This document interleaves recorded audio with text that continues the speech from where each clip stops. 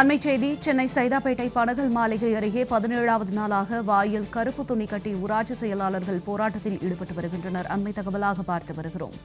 உறுதியளிக்கப்பட்ட ஓய்வூதிய திட்டத்தில் ஊராட்சி செயலாளர்களை சேர்க்க வலியுறுத்தி 17வது நாளாக வாயில் கருப்பு துணி கட்டி போராட்டத்தில் ஈடுபட்டு வருகின்றனர். இதுகுறித்து நேரலையில் விரிவான தகவல்களோடு இணைகிறார் எமது சிறப்பு செய்தியாளர் ராம்குமார். வணக்கம் ராம்குமார், கள நிலவரம் என்ன, விரிவான தகவல்? தமிழகம் முழுவதும் இருக்கக்கூடிய 12,525 ஊராட்சிகளில் பணிபுரியக்கூடிய ஊராட்சி செயலாளர்கள் தங்கள் சமீபத்தில் விளம்பர திமுக அரசு அறிவித்த உறுதியளிக்கப்பட்ட ஓய்வூதிய திட்டத்தில் தங்களை சேர்க்க வலியுறுத்தி கடந்த மாதம் 6ஆம் தேதி முதல் தொடர்ச்சியாக போராட்டம் நடத்தி வருகின்றனர். இந்த இரண்டாம் கட்டமாக கடந்த 4ஆம் தேதி முதல் இந்த மாதம் 4ஆம் தேதி முதல் தொடர்ச்சியாக போராட்டம் நடத்தி வரப்பட்டு வருகிறது. சென்னை சைதாப்பேட்டை பனகல் மாளிகை அருகே இன்று 17வது நாள் போராட்டம் என்பது நடைபெற்று வருகிறது.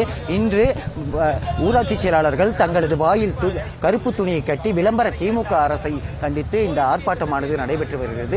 இந்த ஆர்ப்பாட்டத்தில் ஆயிரக்கணக்கான ஊராட்சி செயலாளர்கள் கலந்துகிட்டிருக்காங்க. தமிழகம் முழுவதும் உள்ள அனைத்து மாவட்டங்களிலும் கிராமப்புறங்களில் பணிபுரியக்கூடிய ஊராட்சி செயலாளர்கள், கிராமப்புறங்களுக்கு முதுகெலும்பாக இருக்கக்கூடிய ஊராட்சி செயலாளர்கள் காலமுறை ஊதியம் வாங்கக்கூடிய தங்களுக்கு உறுதியளிக்கப்பட்ட ஓய்வூதிய திட்டத்தில் தங்களை சேர்க்க வலியுறுத்தியோ, அதே போல ஏற்கனவே ஓய்வு பெற்ற ஊராட்சி செயலாளர்களுக்கு மாதம் ஓய்வூதியம் 15,000 ரூபாய் வழங்க வலியுறுத்தியும் இந்த போராட்டமானது நடைபெற்று வருகிறது. நேற்று 14ஆம் நாள் போராட்டத்தில் விளம்பர திமுக அரசை திருவோடு ஏந்தி போராட்டத்தில் ஈடுபட்டாங்க. இன்று 17வது நாளாக வாயில் கருப்பு துணி ஏந்தி இந்த போராட்டமானது நடைபெற்று வருகிறது. கிட்டத்தட்ட 17 நாட்கள் ஆகியும் விளம்பர திமுக அரசு இதுவரை அவர்களை அழைத்து பேசவில்லை என்ற குற்றச்சாட்டும் இருந்து வருகிறது. குறிப்பாக போராட்டத்தில் ஈடுபடக்கூடிய 500க்கும் மேற்பட்ட ஊராட்சி செயலாளர்கள் பணியிடை நீக்கம் செய்யப்பட்டிருக்கிறார்கள். அதே போல தமிழகம் முழுவதும் பல்வேறு மாவட்டங்களில் ஊராட்சிகளில் பணியாற்றக்கூடிய ஊராட்சி செயலாளர்களை வெவ்வேறு மாவட்டங்களுக்கும் வெவ்வேறு ஒன்றியங்களுக்கும் பணியிட மாற்றம் செய்து அவர்களை அலைக்கழித்தும் வருகிறார்கள். குறிப்பாக போராட்டத்தில் ஈடுபடக்கூடாது, விளம்பர திமுக அரசை கண்டித்து போராட்டத்தில் ஈடுபடக்கூடாது என்ற நோக்கத்தில் விளம்பர திமுக அரசு தொடர்ச்சியாக அரசு ஊழியர்களையும் தொடர்ச்சியாக வஞ்சித்து வருது. இதன் தொடர்ச்சியா, அதாவது எத்தனை அராஜகத்தை கட்டவிழ்த்து விட்டாலும் தங்களது போராட்டம் தொடரும் என தெரிவித்து இன்று 17வது நாளாக இந்த போராட்டமானது நடைபெற்று வருகிறது. இந்த போராட்டத்தில் கிட்டத்தட்ட பெண்கள் 500க்கும் மேற்பட்டோரும் ஆண்கள் 1000க்கும் மேற்பட்டோரும் இந்த பங்கேற்றிருக்காங்க.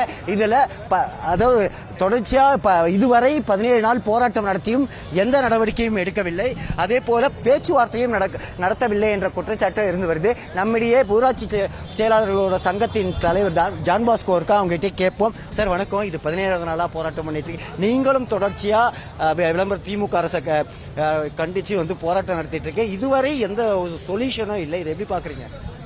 சொல்யூஷன் 2018 இருந்து எங்களுக்கு இல்ல. 2018 எங்களுக்கு டைம் ஸ்கேல் வந்தது. டைம் ஸ்கேல் வந்த பொழுது பணியாளர் நிர்வாக சீர்திருத்த துறை இருக்கிறது, அவருடைய ஒப்புதலை வாங்கித்தான் டைம் ஸ்கேல் வந்தது. அப்ப டைம் ஸ்கேல் வரும்பொழுதே எல்லா எலிஜிபிலிட்டியும் நாங்கள் வந்து விடுகிறோம் ஆட்டோமேட்டிக்கா. ஏன்னா இது பே கமிஷன் பரிந்துரைக்கு உட்பட்ட இதை போன்று தமிழ்நாட்டில் பல துறைகளில் இதே ஊதியம் வாங்குகின்ற பணியாளர்களுக்கு அனைத்தும் இருக்கிறது. ஊராட்சி செயலருக்கு மட்டும் ஏன் இது மறுக்கப்படுகிறது?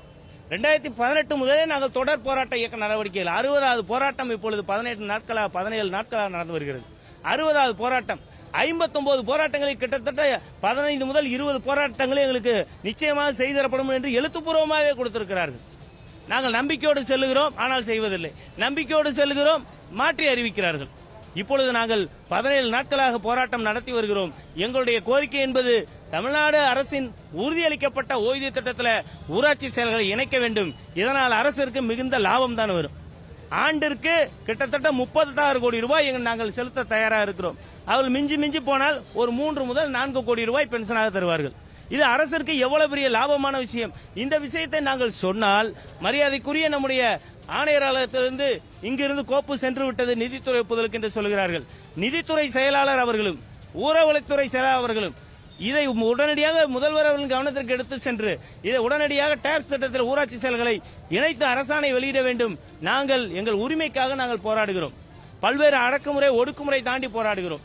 ஒவ்வொரு பெண் ஊராட்சி செயலும் எவ்வளவு சிரமப்பட்டு இங்கு இருக்கிறார்கள் என்பது எங்களுக்கு தான் தெரியும்.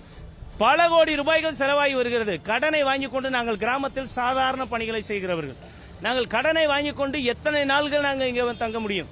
இந்த உணவு முறைகள் வேறு, பழக்க வழக்கங்கள் வேறு. இந்த காற்றே எங்களுக்கு ஒரு வித்தியாசமாக இருக்கு. சுவாசிப்பதிலே பல சகோதரர்கள் சிக்கல் படுகிறார்கள். எனவே தயவு செய்து எங்களுக்கு இந்த அரசாணையை உடனடியாக வழங்க வேண்டும். எக்காரணம் கொண்டும் நாங்கள் அரசாணை இல்லாமல் போராட்டத்தை ஒத்திவைத்து விட்டு செல்வோம், ரத்து செய்து விட்டு செல்வோம் என்பதற்கான சூழ்நிலை எப்பொழுதும் இல்லை. எங்களுடைய உரிமை இருக்கிறது, நீதி இருக்கிறது. இந்த நீதியும் உரிமையும் வெல்லாவிட்டால் எந்த கோரிக்கை தான் தமிழ்நாட்டில் வெல்லும்? நீதியான விஷயம் இது தவறான விஷயமா இருந்தாச்சு. ஒரே கண்ணில் இந்த கண்ணில் வெண்ணையும் இந்த கண்ணில் சுண்ணாம்பையும் வைக்காதீர்கள் என்றுதான் சொல்லுகிறோம்.